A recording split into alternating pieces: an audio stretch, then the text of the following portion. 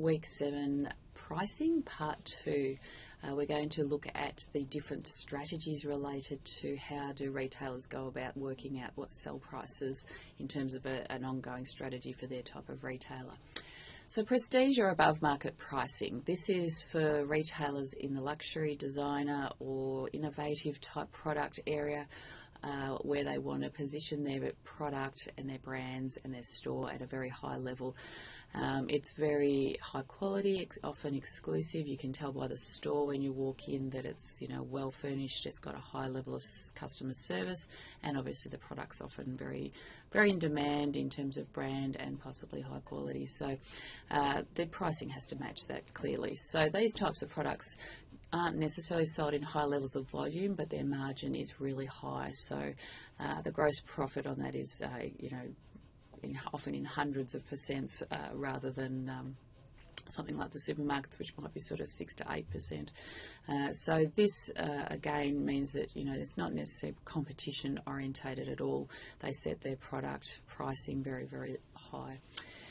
Competition or market pricing, this is probably what you're relatively familiar with. So this is where you go out and set your sell price based on what your competitors are doing. So if you buy your goods from your suppliers, you may ask them, what's the sell price of these types of goods in the market? Or you can go and do that yourself and check to see what the sell price is so that you set your price and you're competitive. Volume pricing, this is typical in the mass market, high volume area, where the prices are very, very well priced in terms of cheap and competitive, and it's all about circulating volume so that there's economies of scale. So we see this sort of example in IKEA, where you can see the prices are really cheap, lots and lots of products, so it's very much geared around selling lots of volume so that they can get cheap cost prices on volume. Everyday low pricing, very popular strategy by many retailers. Customers really like it too because the prices don't fluctuate according to promotion. They stay the same all the time. So if you're buying an esky at $20.74 today, it is $20.74 next week, it is $20.74 in 6 months' time. So it's very predictable. So you don't go in there thinking, oh, is it going to be on sale next week? I'll wait for the sale. So people know that it's, maybe not the cheapest in the market compared to promotion, but it's a really good value price. So that's very, you can see that customers are reassured by that. So Big W, I'll just skip ahead so you can see, Big W over here and Walmart over here, which looks very similar, use the EDLP strategy. We're seeing supermarkets using it on a range of products now, not necessarily their whole range, but products where they don't promote, they'll just keep them very low prices all the time. High-low pricing strategy is also what a lot of other retailers do, where they have high prices at the start. Fashion does this a lot, and they discount the product quite a lot during the season and promote it. You may also see it in places like Bunnings, where they have cheap prices on some of their product, but on other product that is not as directly comparable, they will set the prices a lot higher. This helps balance out the margin, which is obviously a very good strategy. Cost plus or margin pricing, so this is a formula driven way of setting the retail price. So you basically work out what your gross profit is that you need to achieve in terms of percent, and you calculate that to get your sell price, which we'll have a look at the formula shortly. This is an easy method, and obviously for a lot of retailers it's probably a way that they can set prices without thinking about it, but it doesn't take into account competition. It doesn't take into account what the consumer's willing to pay.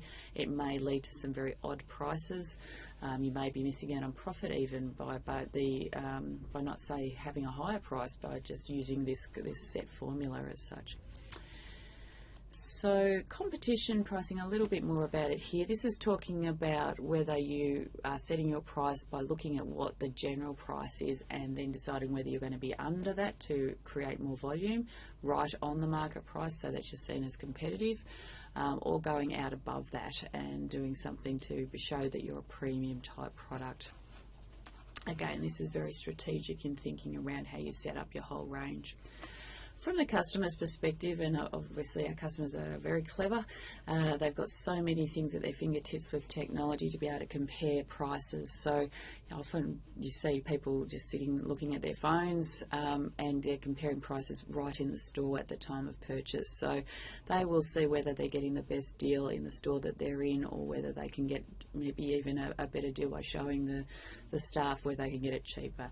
A lot of online prices, of course, don't always show the shipping freight charges, but again, you know, for some people it's all about getting the cheapest price they possibly can, and they're quite willing to shop around. Tactics, so this is different to strategy. This is where we see perhaps, you know, promotional type strategies used to encourage more sales. So the ones that are coming up: price lining, odd pricing, multiple unit and loss leader, I'll talk about in a bit more detail now. So price lining, this is where we set specific price points based on consumers, I suppose, where they don't want to pay more than a certain level, and it, you know, it's makes it easy to separate merchandise at different levels according to quality. So we might have, you know, things like good, better, best. So if we use our denim jeans example, we might have, if we're Just Jeans, a $30 pair of jeans which produces high volume, really well priced. Lots of people who can't afford more, or who are very functionally orientated, are quite happy with their $30 pair of jeans.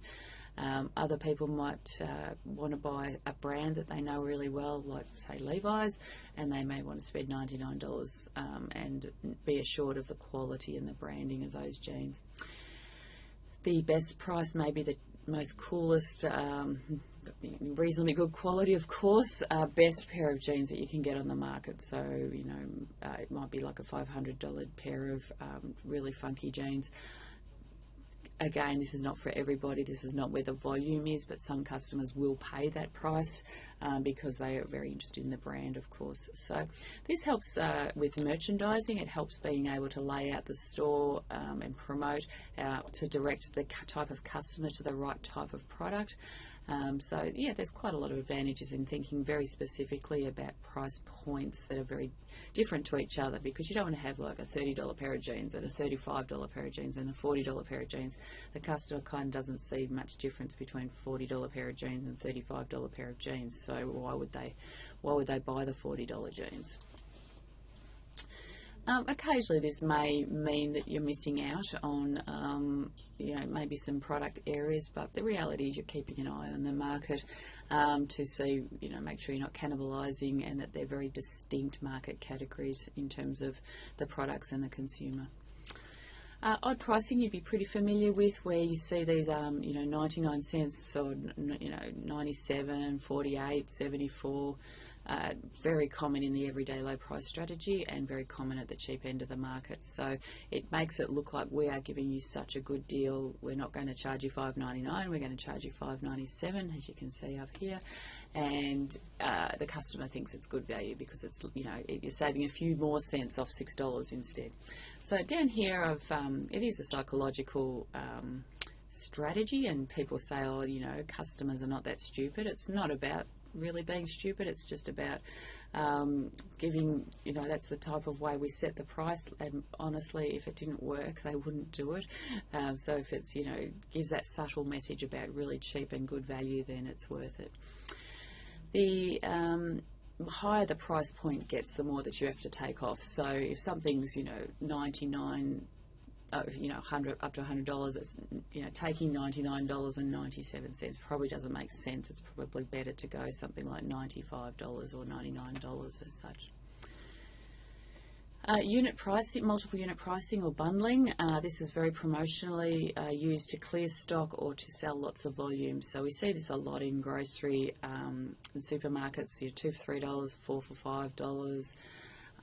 8 for $20, 2 for $1, that kind of thing. So it's about selling more units. In the shoe industry, this is a common one: buy 2 and get the third free, or the third half price. So it encourages you to buy 3 pairs of shoes rather than 1. Now, some customers may say, I don't need 3 pairs of shoes, but it's such a good deal that, you know, same as, you know, in the grocery, you may not need 3 packets of cornflakes this week, but you think, well, I'll just put it away and we'll get to eat them eventually. So it works, you know, pretty well as a promotional clearance activity and volume activity. So you'd see this type of thing a lot.